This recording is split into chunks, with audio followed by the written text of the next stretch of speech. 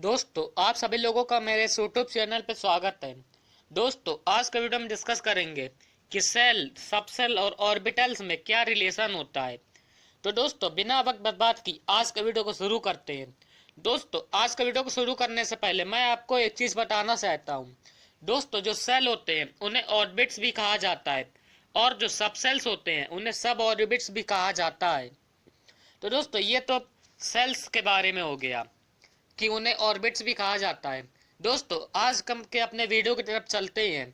दोस्तों जो ऑर्बिटल्स होते हैं वो सबसेल्स में प्रेजेंट होते हैं और जो सबसेल्स होते हैं वो सेल्स में प्रेजेंट होते हैं। तो दोस्तों वही चीज यहाँ पर लिखा हुआ है, orbitals are present in subshells and subshells are present in shells. तो दोस्तों ये तो हो गया कि ऑर्बिटल्स कहाँ प्रेजेंट होते हैं और सबसेल्स कहाँ प्रेजेंट होते हैं। दोस्तों अगर हम nवे सेल की बात करें तो वहां पर n सबसेल्स पाए जाते हैं और n स्क्वायर ऑर्बिटल्स पाए जाते हैं। दोस्तों हम इसको इस डायग्राम से समझ सकते हैं। दोस्तों जैसा कि आप यहाँ पर देख सकते हैं कि बीच में न्यूक्लियस हो गया और इसके चारों ओर जो सेल्स हैं, ये K सेल, ये L सेल, ये M सेल और ये N सेल सबसे बाहर वाली। तो दोस्तों यहाँ पर आप जैसा कि क्वांटम नंबर से जानते हैं कि K सेल के लिए n की वैल्यू जो होती है वो 1 होती है। और दोस्तों जब प्रिंसिपल क्वांटम नंबर की वैल्यू 1 हो तो एजीम्यूटल क्वांटम नंबर की केवल एक ही वैल्यू पॉसिबल है जो 0 होती है। और दोस्तों जब L की वैल्यू 0 होती है तो जो इलेक्ट्रॉन होता है वो S सबसेल में पाया जाता है। तो दोस्तों इस तरह से K सेल में केवल S सबसेल ही पाई जाती है। दोस्तों अगर हम L सेल की बात करें तो दोस्तों L सेल के लिए जो प्रिंसिपल क्वांटम नंबर की वैल्यू होती है वो 2 होती है। दोस्तों जब प्रिंसिपल क्वांटम नंबर की वैल्यू 2 हो गई तो एजीम्यूटल क्वांटम नंबर की दो वैल्यूज पॉसिबल हैं जो 0 और 1 होती है। दोस्तों जब एजीम्यूटल क्वांटम नंबर की वैल्यू 0 होती है तो इलेक्ट्रॉन S सबसेल में पाया जाता है और जब L की वैल्यू 1 होती है तो इलेक्ट्रॉन P सबसेल में पाया जाता है। तो दोस्तों इस तरह से L सेल में दो सबसेल्स हो गई जो 2s और 2p हो गई हैं।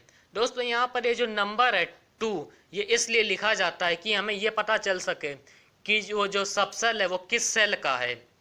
तो दोस्तों इसी तरह से अगर हम m सेल की बात करें, दोस्तों m सेल के लिए जो n की वैल्यू होती है वो 3 होती है।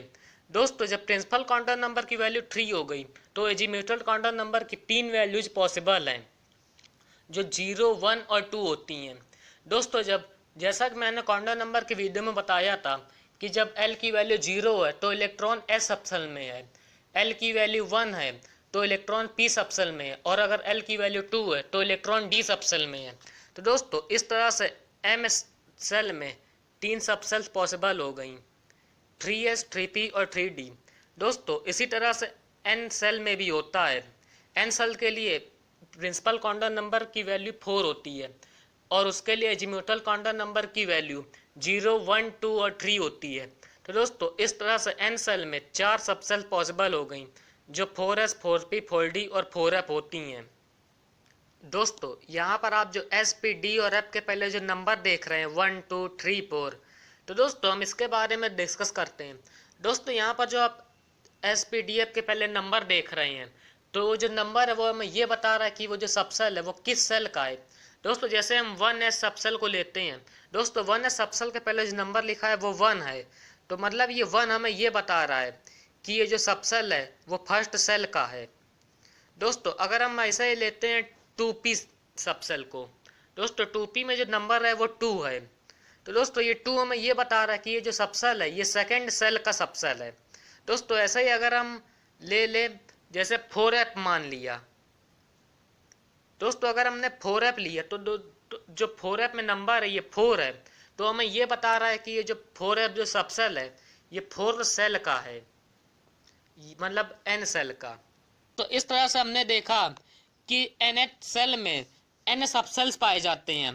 दोस्तों जैसे ही K सेल के लिए n की वैल्यू 1 है तो यहाँ पर 1 सबसेल है, L सेल के लिए n की वैल्यू 2 है तो यहाँ पर 2 सबसेल है, M सेल के लिए n की वैल्यू जो है वो 3 है तो यहाँ पर 3 सबसेल हैं और जो n है n सेल मतलब चौथी सेल, इसके लिए n की वैल्यू 4 है तो यहाँ पर 4 सबसेल पाए जाते हैं। तो दोस्तों ये तो सबसेल और सेल में रिलेशन हो गया। और दोस्तों जो आपने यहाँ पर देखा था कि in NH cell there are n subcells and n square orbitals। तो दोस्तों अब हम ये जानते हैं कि सेल में कितने ऑर्बिटल्स होते हैं। दोस्तों जैसा कि आपने अभी देखा कि जो के सेल है इसमें केवल एक ही सबसेल पाया जाता है जो 1s होता है। दोस्तों एस सबसेल में जो ऑर्बिटल्स होते हैं वो केवल एक ही ऑर्बिटल पाया जाता है एस सबसेल में, इसलिए के सेल में केवल एक ऑर्बिटल पाया जाएगा। दोस्तों अगर हम एल सेल की बात करें तो एल सेल में दो सबसेल पाए जाते हैं जो 2s और 2p हैं। दोस्तों एस सबसेल में जो केवल एक ही ऑर्बिटल पाया जाता है, लेकिन जो पी सबसेल है उसमें 3 ऑर्बिटल पाए जाते हैं। तो दोस्तों इस तरह से जो एल सेल है इसमें 4 ऑर्बिटल पाए जाते हैं। दोस्तों एल के लिए जो एन की वैल्यू होती है वो 2 होती है। तो दोस्तों जब हम 2 का स्क्वायर करेंगे तो 4 आएगा। तो यहाँ पर 4 ऑर्बिटल पाए जा रहे हैं जो आपने 2s और 2p का मिला के देखा।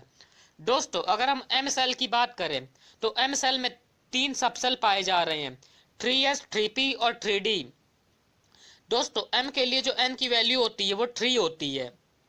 तो दोस्तों यहाँ पर s सबसेल में केवल एक ऑर्बिटल है, p सबसेल में 3 ऑर्बिटल है और d सबसेल में 5 ऑर्बिटल है।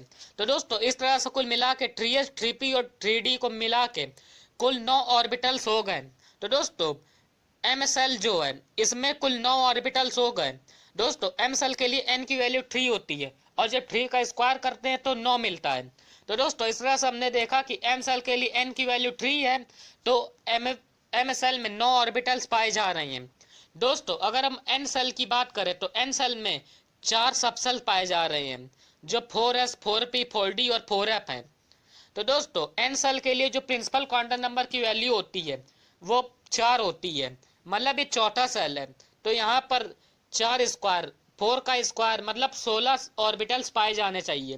तो दोस्तों हम इसको यहाँ पर देख सकते हैं कि एस सबसेल में एक ऑर्बिटल, पी सबसेल में 3 ऑर्बिटल, डी सबसेल में 5 ऑर्बिटल और एफ सबसेल में 7 ऑर्बिटल।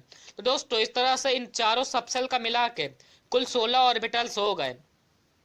तो दोस्तों इस तरह से हमारी ये जो बात है ये प्रूफ होती है कि in NH shell there are n subshells and n square orbitals. दोस्तों अगर हम यहाँ पर nवे सेल की बात करें तो वहां पर जो total number of n subcells पाए जाते हैं और total number of n square orbitals पाए जाते हैं। तो दोस्तों ये तो हमारा सबसेल्स सेल्स और ऑर्बिटल्स के बारे में हो गया।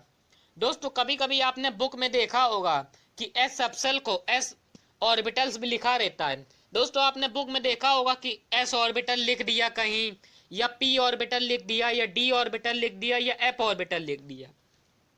तो दोस्तों जब भी बुक में ऐसा कहीं दिखे कि p ऑर्बिटल्स लिख दिया गया है तो दोस्तों उस p ऑर्बिटल का मतलब होता है p सेल, मतलब p के जो 3 ऑर्बिटल्स होते हैं उनको मिला के सीधे कहा गया है p ऑर्बिटल।